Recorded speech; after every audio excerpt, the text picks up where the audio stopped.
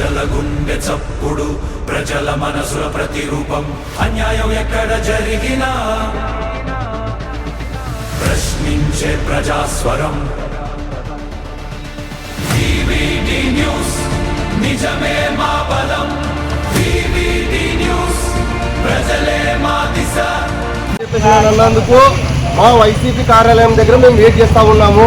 మీకు దమ్ము ధైర్యం ఉంటే నువ్వు చెప్పిన టైం మీతో మాట్లాడడానికి ఖచ్చితంగా వస్తూ ఉన్నాడు. కాబట్టి మీరు రెడీగా ఉండండి అని చెప్పి తెలుపుతా ఉన్నాను.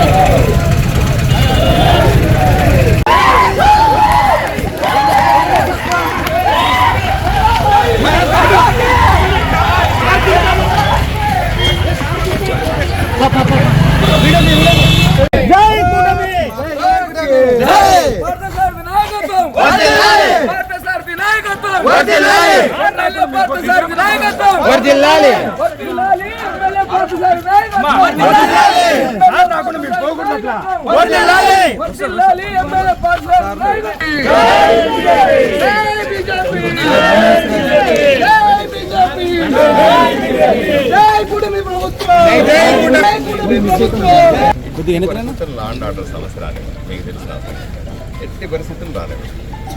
మనం ఏం చెప్తున్నాం, వెళ్ళి వాళ్ళకి అర్థం కావట్లేదు. నేను ఎక్స్ప్లెయిన్ చేస్తానంట. మా వాళ్ళు అందరి వైపు నుంచి కూడా నేను అట్లా కాదు, వీళ్ళందరి వైపు గురించి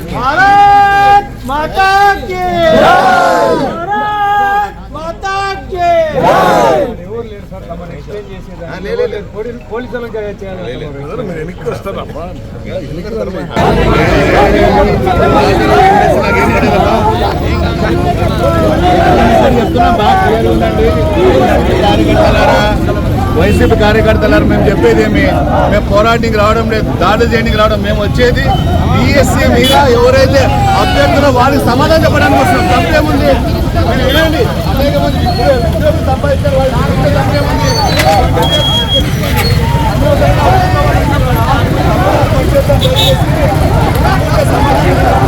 సమాధానం చెప్పడానికి వస్తున్నాను.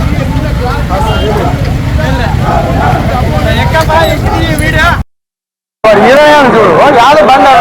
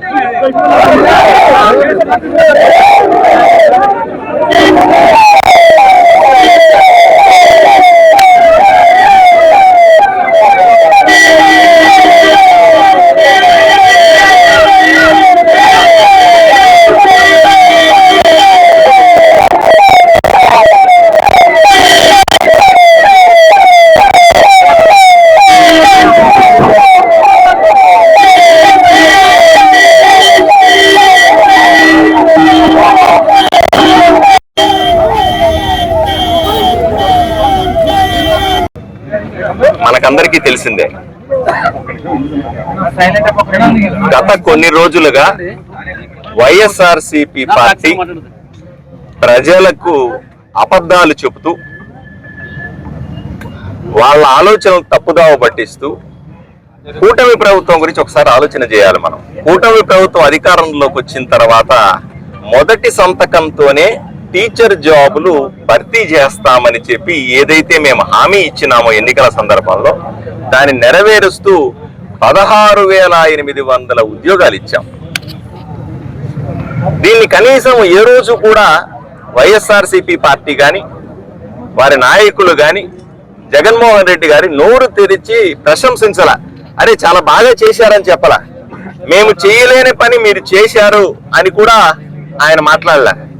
వచ్చిన దగ్గర నుంచి 16 ఒక్క ఉద్యోగం ఇవ్వడం ఎంత కష్టమో ఆలోచన చేయండి. ఈ ఊర్లో, ఈ జిల్లాలో, ఈ రాష్ట్రంలో. అట్లాంటిది 16,400 ఉద్యోగాలు టీచర్ పోస్టులు ఇస్తే అవన్నీ కూడా అక్రమంగా చేశారని మాట అంటారు. పేపర్ లీక్ అయినాయని ఒకసారి అంటారు.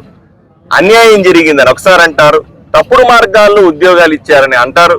రికమెండేషన్లతో ఉద్యోగాలు ఇచ్చారు. ఈ రకంగా ప్రజలను తప్పుదావ పట్టించే విధంగా మాట్లాడడం సరైంది కాదు అని సాక్షాత్తు మా నాయకుడు ముఖ్యమంత్రి గౌరవ నారా చంద్రబాబు నాయుడు గారు చెప్పారు.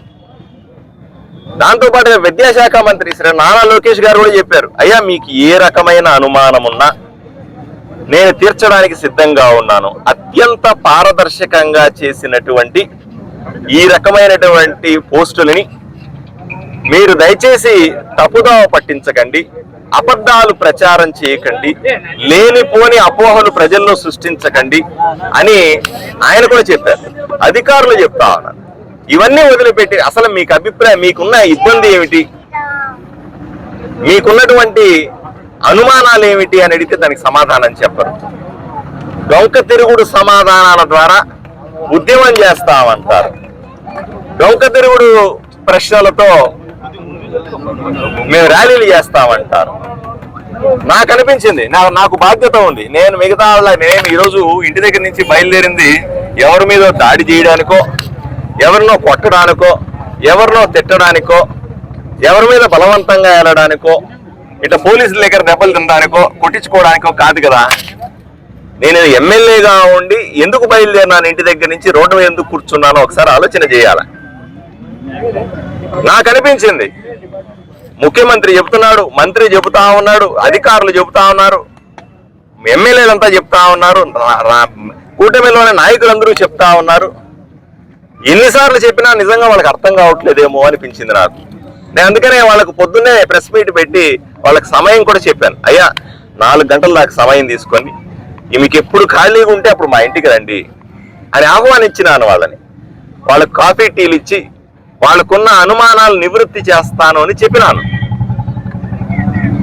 అలా రాని పక్షంలో అయ్యా నన్నన్నా వచ్చి మీ అనుమానాలు నివృత్తి చేసే అవకాశం ఇవ్వండి, నేనే మీ ఆఫీస్కి వస్తాను, నాకు అట్లాంటి ఇగో ప్రాబ్లమ్స్ ఏమీ లేవు, నేనేం పైనుంచి ఊడిపడినట్టుగా అనుకోవట్లేదు, సామాన్య భారతీయ జనతా పార్టీ కార్యకర్తగా, కూటమి కార్యకర్తగా, ఒక ఎమ్మెల్యేగా సమాధానం చెప్పాల్సిన బాధ్యత నా మీద. అంతేందుకండి వైఎస్ఆర్సీపీ నాయకులు 3 రోజులుగా దీక్ష చేస్తా ఉన్నారు ఇక్కడ. వాళ్ళు నేను పట్టించుకోవాలన్నా వద్దా మీరు చెప్పండి. నేను ఈ ఊరు ఎమ్మెల్యేని. మా ఊర్లో కొంతమంది జనాలు టెంట్ వేసుకుని అక్కడ నిరసన తెలుపుతా ఉంటే, ర్యాలీ చేస్తా ఉంటే వాళ్ళ సమస్య ఏమిటో కనుక్కోవాల్సిన బాధ్యత నా మీద ఉందా లేదా? నేను ఆధ్వర్యంలో నాకు అలవాటు కూడా ఉంది. ఎవరన్నా సమస్య వస్తే నా దగ్గరికి రానక్కర్లా, నేనే వాళ్ళ దగ్గరికి పోయి వాళ్ళకి ఏదైనా ఇబ్బంది ఉంటే తీర్చే అలవాటు నాది. అదే అలవాటు ప్రకారంగా ఈరోజు నేను బయలుదేరి వాళ్ళ ఆఫీస్కి వెళ్ళి, వాళ్ళ కష్టం వచ్చిందని రోడ్డు మీద కూర్చొని ధర్నా చేస్తున్నారు కదా, శిబిరాలు ఏర్పాటు చేసుకున్నారు కదా, ఏమిటో వాళ్ళ కష్టం తెలుసుకోవాలి కదా. నిజంగా తెలిసి అలా చేస్తున్నారా, తెలియకుండానే అలా చేస్తున్నారా? తెలియకపోతే తెలియ చెబుతాను. తెలిసి అలా చేస్తుంటే కనీసం ప్రజలకన్నా అర్థమవుద్ది వీళ్ళు కావాలని చేస్తా ఉన్నారని. నేనేమి ఎవరి మీద కన్నా గుండాగిరి చేయడానికి పోతున్నానా, దౌర్జన్యం చేయడానికి పోతున్నానా, ఇబ్బంది పెట్టడానికి పోతున్నానా, పోనీ లా అండ్ ఆర్డర్ ఇష్యూస్ నేను క్రియేట్ చేయడానికి పోతున్నానా?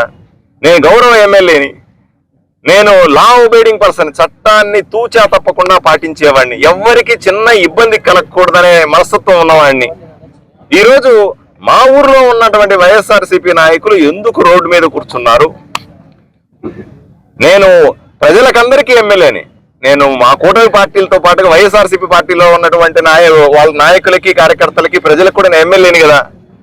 వాళ్ళకి ఏదో కష్టం వచ్చింటే రోడ్డు మీద కూర్చున్నారు. నేను వెళ్ళి వాళ్ళకి ఎక్స్ప్లెయిన్ చేయాలి కదా. వాళ్ళకి అర్థం కాని ఇంకా విషయాలు చాలా ఉన్నాయేమో. అది చెప్పడానికే నేను ఇంటి దగ్గర నుంచి బయలుదేరినాను. పోలీసులు ఆపుతా ఉన్నారు. లాండ్ ఆర్డర్ ప్రాబ్లం ఎట్టి పరిస్థితుల్లో రాని మనం ఆదోనిలో నేను నాదే బాధ్యత అని పోలీసులకు చెప్పాను. అయినా కూడా ఆపుతా ఉన్నారు. అయ్యా నేను వాళ్ళ ఆఫీస్ దగ్గరికి వెళ్తాను, వాళ్ళు ఆహ్వానిస్తే లోపలికి వెళ్తాను, లేకపోతే ఆహ్వానించలేదు వాళ్ళకి ఆ రకమైనటువంటి ఆలోచన లేదు. నేను రోడ్డు మీద వెళ్ళినప్పుడు వాళ్ళకి సమాధానం చెప్తానయ్యా. నేనే వాళ్ళని కొట్టడానికి వెళ్తానా, తిట్టడానికి వెళ్తానా, వాళ్ళ మీద దౌర్జన్యానికి వెళ్తానా, నేను దండయాత్రలకు ఏమైనా పోతున్నానా? నేను అటువంటి ఎమ్మెల్యేని కాదు, చదువుకున్న వాడిని, విషయాలు తెలిసిన వాడిని. నన్ను అలవ్ చేయకపోతే ఎలా? నేను కనీసం నా ప్రజలతో మాట్లాడాలి కదా. వైఎస్ఆర్సీపీ నాయకుడు నా ప్రజలే కదా. వైఎస్ఆర్సీపీలో వాళ్ళ పార్టీలో ఉన్నంత మాత్రాన వాళ్ళకి ఏదైనా కన్ఫ్యూజన్ ఉంటే నేను నివృత్తి చేయాల్సిన బాధ్యత నా మీద ఉందా లేదా?